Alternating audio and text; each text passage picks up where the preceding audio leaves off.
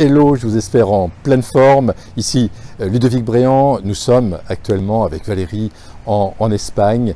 Et hier, notre fille nous appelle en panique. Elle venait d'entendre aux informations télévisées que les frontières risquaient de fermer entre la France et l'Espagne en raison d'une recrudescence du Covid.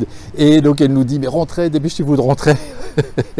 Donc quand on écoute les médias traditionnels, c'est la catastrophe, c'est le retour d'une deuxième vague en Europe. Il y a de plus en plus de clusters.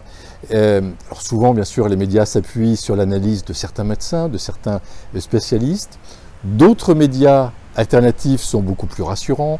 Ils nous disent que la première vague est en train de totalement se terminer.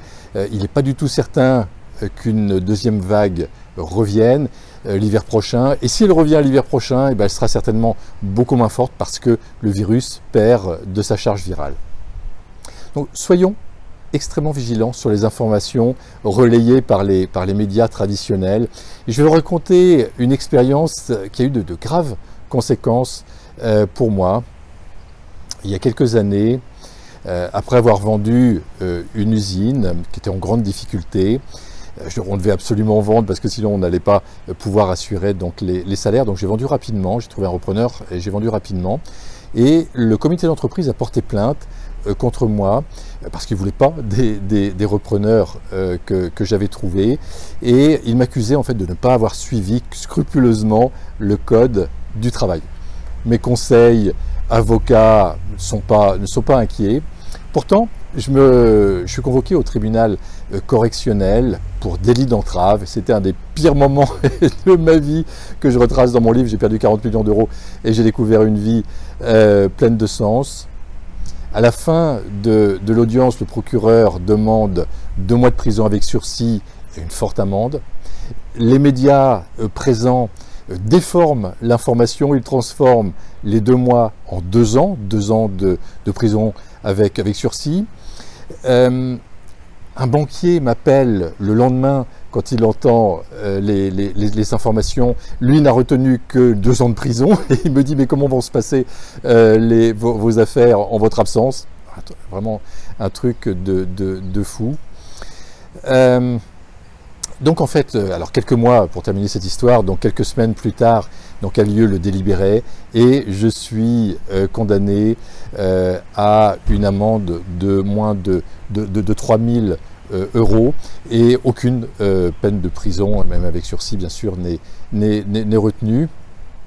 Donc j'en ai gardé une très grande méfiance vis-à-vis des médias. Les journalistes aujourd'hui ont peu de temps pour s'informer.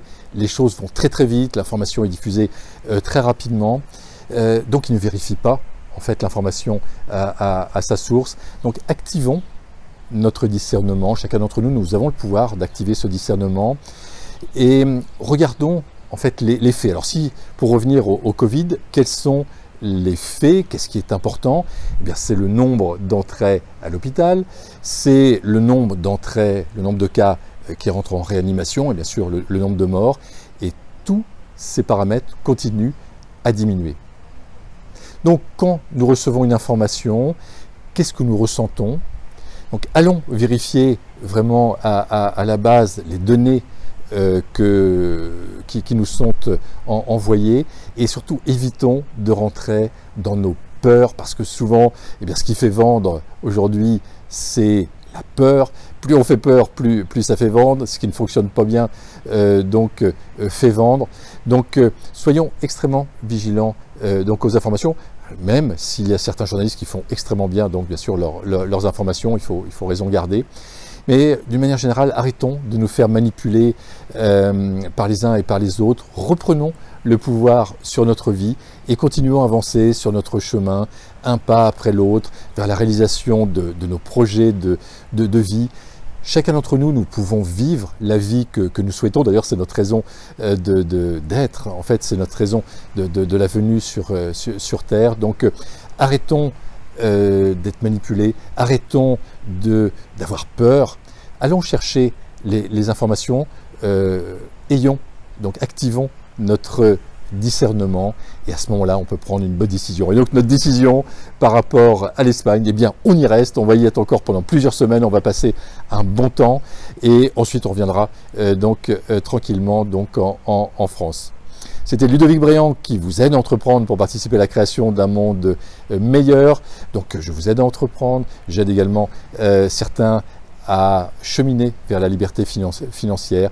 Je vous souhaite vraiment le meilleur et je vous dis à très bientôt.